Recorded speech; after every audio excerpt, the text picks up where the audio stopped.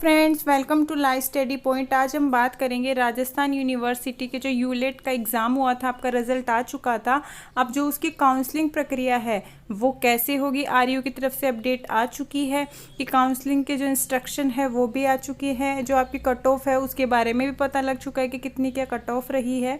तो आप वीडियो के लास्ट तक बने रहें, वीडियो को स्किप करके ना देखें, क्योंकि हर एक जो भी आपका बताया है आरयू की तरफ से, उसकी तरफ से आपको डिटेल से जानना ज़रूरी है।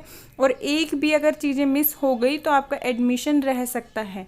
तो आप वीडियो के लास्ट तक बने रहें, वीडियो को लाइक और शेयर भी करें, चैनल को सब्सक्राइब करना ना भूलें। तो चलिए पहले हम बात करते हैं जो इंस्ट्रक्शन आए हैं उसके बारे में। तो देखिए, यूनिवर्सिटी ऑफ राजस्थान यूलेट 2022 का जो आपका एग्ज़ाम हुआ था, अब उसके जो रिज़ल्ट भी आ चुका है। तो अब उसके कट ऑफ से रिलेटेड और काउंसलिंग से रिलेटेड आपके पास इंस्ट्रक्शन आए हैं राजस्थान यूनिवर्सिटी के ऑफिशियल वेबसाइट पे। तो देखिए, category wise distribution of seat, ठीक है, सीट कितनी है।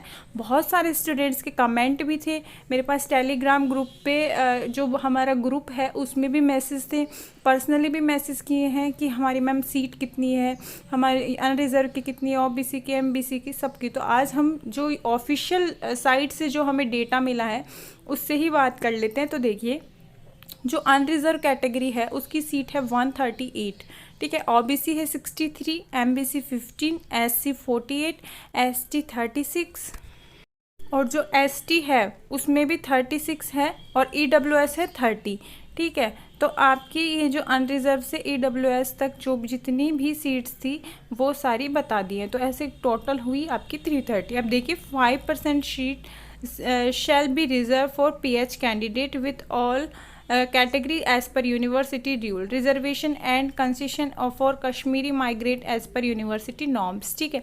तो 5% जो ये PH कैटेगरी है, कश्मीरी माइग्रेशन, इनको अलग निकाल के जो 330 सीट है यूनिवर्सिटी के लिए, ठीक है। जो आपके दो तरीके की थी, जो अगर आपका बाहर एक कैंपस में होगा यूनिवर्सिटी के और एक बाहर अदर कॉलेजेस में होगा तो उसके लिए अलग सीट है, ठीक है। पर ये यूनिवर्सिटी की 330 सीट हैं आपकी। एलिजिबिलिटी क्राइटेरिया क्या है, देखिए, एलिजिबिलिटी क्राइटेरिया है कि BCI and university norms available university prospectus handbook on university website before appearing counselling for admission LLB first year university law college university of Rajasthan Jaipur, ठीक है।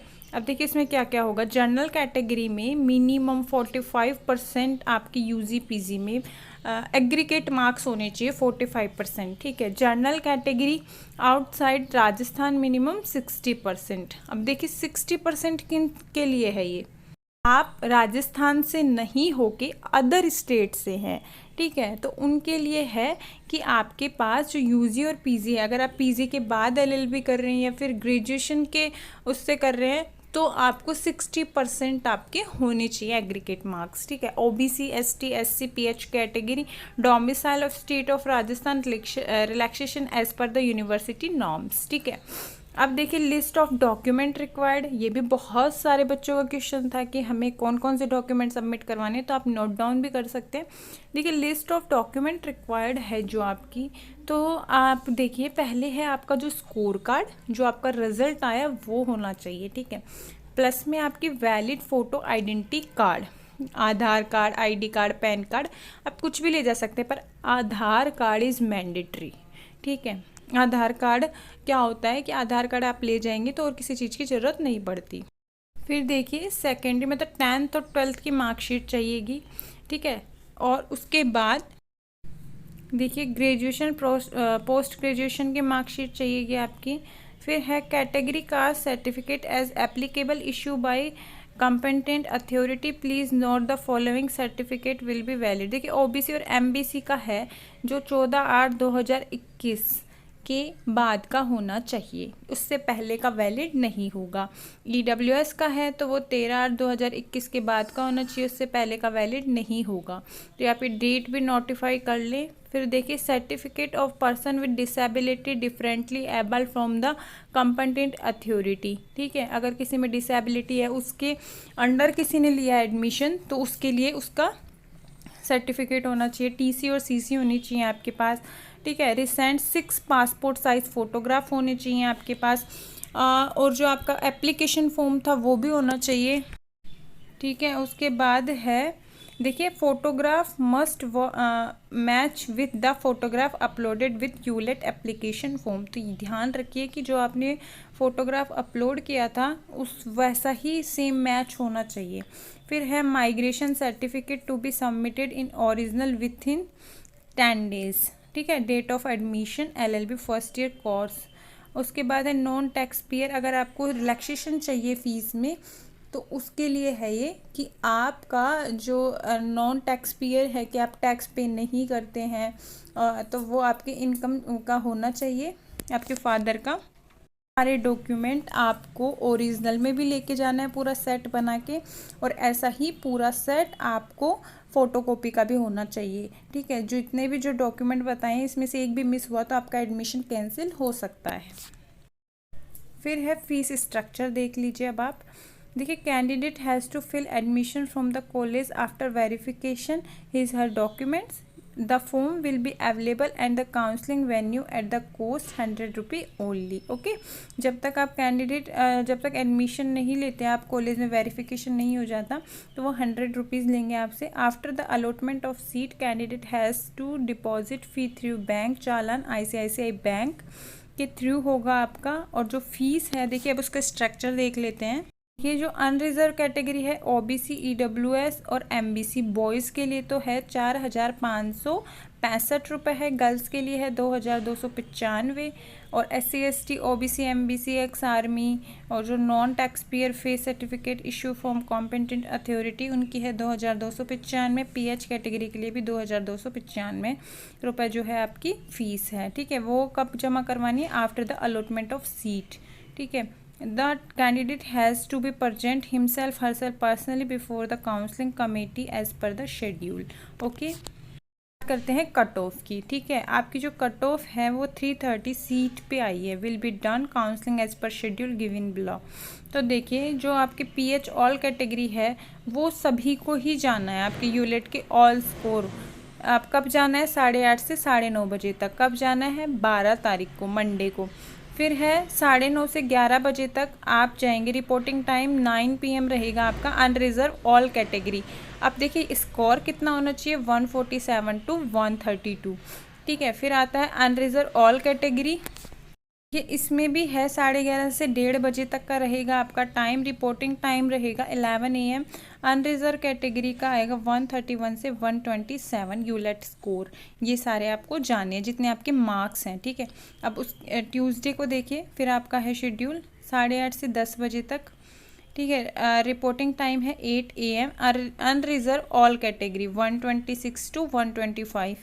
फिर 10 AM से 11 AM तक है, 9:30 बजे रिपोर्टिंग टाइम है आपका। अनरिजर्व ऑल कैटेगरी 124.5 से 124 तक। ठीक है। यूलेट के स्कोर वालों को बुलाया है। फिर 11:30 से 1:30 तक है EWS 123 से 109 तक के। जितने भी मार्क्स हैं आपके 123 से 109 तक जितने भी मार्क्स आए हैं उन सबको जाना है। ठीक है। कब जाना है? 13 तारीख को जाना है। EWS वालों को 11:30 से 1:30 बजे तक रहेगा आपका। रिपोर्टिंग टाइम 11 AM है। तो जितना भी टाइम दे रखा है उसके पहले ही पहुंच जाना, नहीं तो वहाँ पे कोई 5 मिनट का भी रिलैक्सेशन आपको नहीं मिलेगा। देखिए, आपका है 14 का, वेडनेसडे का भी है। फिर देखिए, OBC कैंडिडेट है वो 126 से 122 120। फिर है 119 से 117, और फिर MBC वालों की है 120 से 100। ठीक है।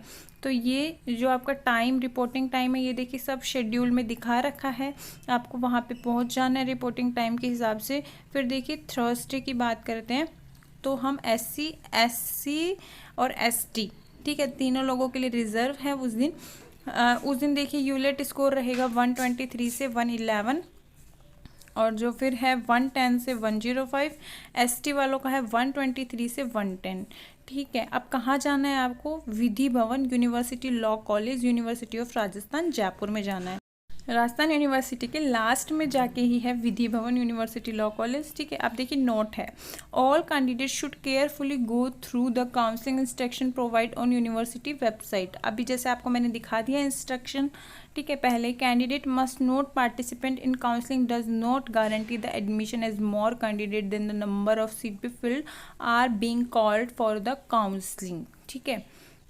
कोई गारंटी नहीं है इनकी कि जो आपका एडमिशन है उससे रिलेटेड आप सभी डॉक्यूमेंट अपने कंप्लीट रखो, ठीक है। और जो भी अगर आपका एक भी मिस होता है डॉक्यूमेंट तो आपको ये फेल कर देंगे, फेल मीन्स इनको काउंसलिंग से आपको हटा देंगे, फिर दोबारा चांस भी नहीं है आपके पास।